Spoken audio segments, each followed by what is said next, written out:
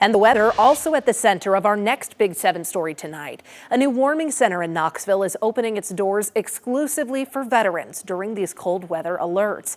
Care Cuts and Operation Vet Rescue say this idea began after a local veteran died a few months ago. Someone who refused to go into a crowded shelter due to trauma and distrust. Organizers say many veterans avoid traditional warming centers because of things like PTSD, anxiety, and past trauma, making large shared spaces feel unsafe. This new center is designed to be small, quiet, and veteran-only, creating an environment where people are more willing to accept help. Leaders say they do need volunteers, blankets, coats, and warm weather gear to serve veterans each time the temperatures drop. They're also helping veterans get documentation and connect to housing services. We definitely need volunteers for the evening shifts here, as well as helping out here at Care Cuts. We also have a ton of other things that we're working on throughout the community. We work in 6 counties right now, from Sevier all the way down to Monroe County. We're always looking for assistance and so forth. And if you would like to donate supplies or volunteer, we have links to Operation Vet Rescue and Care Cuts on our website, WATE.com.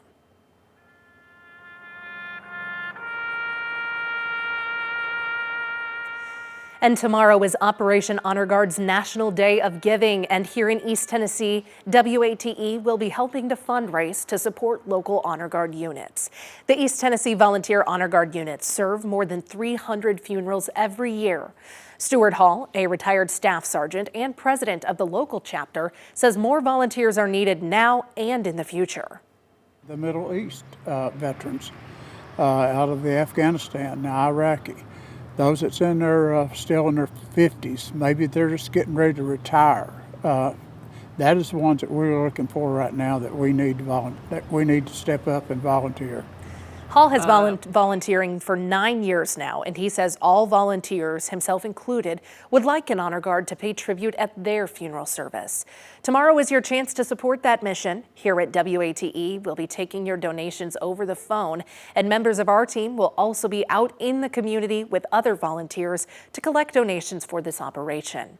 All of the money raised will help fund the needs of volunteer honor guard units who offer a last tribute of respect at the funerals of veterans, recognizing their service to our country. We hope you'll give us a call tomorrow to lend your support. In the meantime, though, for more information about Operation Honor Guard Day of Giving, just look for this story on our website, WATE.com. And a big update now next on our list about an injured officer. A couple of hours ago, we learned the Maryville police officer critically injured while participating in a motorcade for Vice President JD Vance has now been released from the hospital. Maryville Police Chief Tony Crisp saying today that Officer Justin Brown was released from the hospital over the weekend. Brown will continue to receive treatment at a Knoxville rehabilitation center over the next couple of weeks. Brown was riding a motorcycle in a dignitary protection escort for Vance on November 14th when he collided with a Tennessee Highway Patrol SUV. Bystanders quickly provided first aid, which Crisp said helped save that officer's life. The crash happened shortly after Vance arrived at McGee-Tyson Air National Guard Base for a fundraiser. Crisp added that he has spoken with the vice president a number of times, and Vance hopes to speak with Brown once he recovers. Our list rolls on to a Knoxville police officer under scrutiny tonight, and this is fallout from that officer being arrested in Sevier County. Adam Barnett, who joined KPD in 2011 and is currently assigned as a patrol officer in the East District, was arrested and charged with aggravated domestic assault. KPD says they're aware of the situation and says an internal investigation is underway. Barnett's police powers have been suspended, and he is on administrative reassignment pending the findings of the investigation. And big issues of immigration and education crossing paths in our next Big 7 story. Activists this afternoon gathering to put pressure on Knox County School Board members.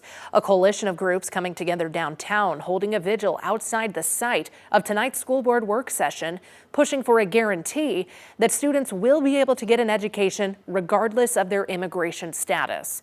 They're hoping such a guarantee would push back against a measure debated in the state legislature back in the spring, which would let school districts reject students or charge them tuition depending on whether they're in the country illegally. We owe it to them. They're children. They deserve an education, and to deny that is unacceptable. Knox County Schools has said in the past it would follow state law when it comes to immigration and education. And by the way, the state refusal law passed the Senate, but the legislative session in Nashville ended before a final vote in the House. So we, of course, will keep you updated on what the school board and the state decide. Knoxville Police revealing details today on a deadly collision between a person and a truck in a parking lot. Police say 78-year-old Ronnie Day has died after he was hit in a McDonald's parking lot in northeast Knoxville. And this happened off Millertown Pike last Thursday morning. The driver of the truck said he was trying to avoid another vehicle when he hit Day. The investigation into this crash is ongoing. Building trades union members across East Tennessee gathered today for an informational picket.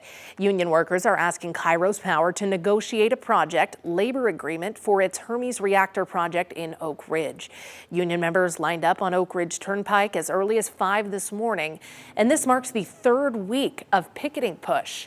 Kairos Power is developing its Hermes reactor in Oak Ridge, and it has brought on some union labor for construction, but union leaders say there's still no project labor agreement. Members argue that that agreement would provide safer, more reliable, well-paying jobs for all local workers.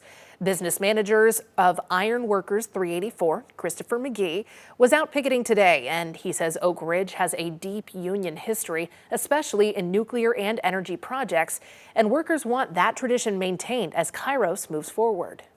We're just looking for the opportunity that they should be looking at guaranteed local hire, guaranteed apprenticeships. Now, these are things that the state is pushing, and this isn't a union thing. These are open shop and union jobs, right?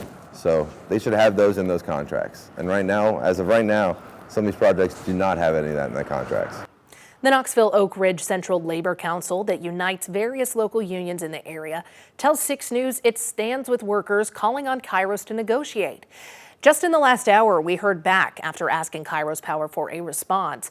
The company says it complies with all applicable labor laws and works with a mix of labor projects. The company's statement goes on to say, quote, "Our focus is on ensuring the contractor, shop service provider has the skills to produce the quality of product and/or services that we need on a given project," end quote.